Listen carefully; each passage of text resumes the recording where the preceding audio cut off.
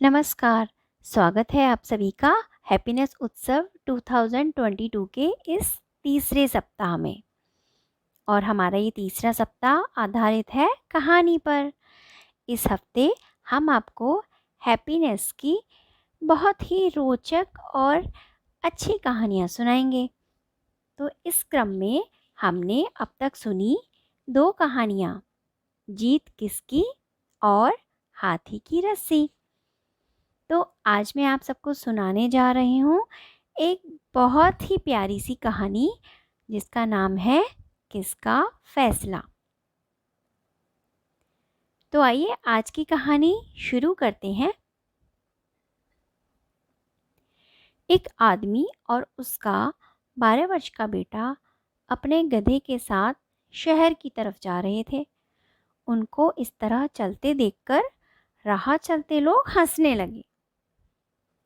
एक व्यक्ति ने उनसे कहा, देखो, गधे के होते हुए भी तुम लोग पैदल जा रहे हो।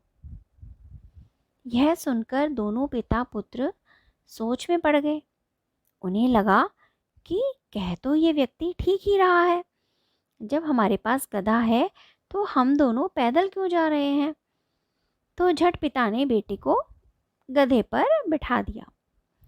अभी कुछ दूर ही चले थे, कुछ और लोग मिल गए और ताना मारते हुए बोले, कितनी शर्म की बात है। देखो, बेटा गधे पर बैठा है और पिता पैदल चल रहा है। क्या जमाना आ गया है।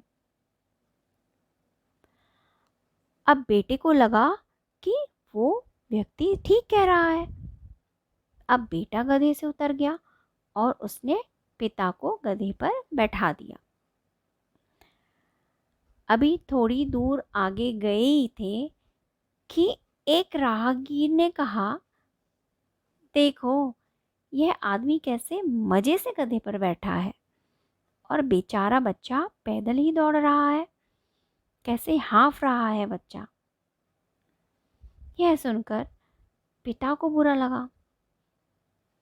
तो इस तरह बच्चों, लोगों के ताने और व्यंग सुनकर दुखी होते हुए और बार बार अपना स्थान बदलते हुए वो शहर की ओर चले गए। तो ये थी हमारी आज की कहानी, किसका फैसला। तो बच्चों, हमारे साथ भी ऐसा बहुत बार होता है कि जब हम कोई काम करते हैं, हमें लगता है हम ठीक कर रहे हैं, लेकिन अन्य कोई व्यक्ति आकर हमसे कहता है कि अरे नहीं नहीं, इसे इस तरह नहीं, उस तरह करो। तो हम उसकी बात मान लेते हैं और अपना तरीका बदल देते हैं। फिर हमें कोई बात ठीक लगती है और आकर हमें कोई कहता है यह गलत है, तो कभी कभी हम उसकी बात फिर मान लेते हैं। तो ऐसा बच्चों आप सबके साथ भी ज़रूर हुआ होगा। क्या आपके साथ कभी ऐसा हुआ है कि जब किसी के कहने पर आपने अपना इरादा या अपनी बात या अपने काम करने का तरीका बदल दिया हो? अगर आपके साथ भी ऐसा हुआ है तो आप हमें कमेंट सेक्शन में अपने अनुभव ज़रूर साझा करें। तो कल फिर मिलते हैं एक नई कहानी के साथ, एक नई चर्चा के साथ। तब तक के लिए नमस्कार, धन्यवाद।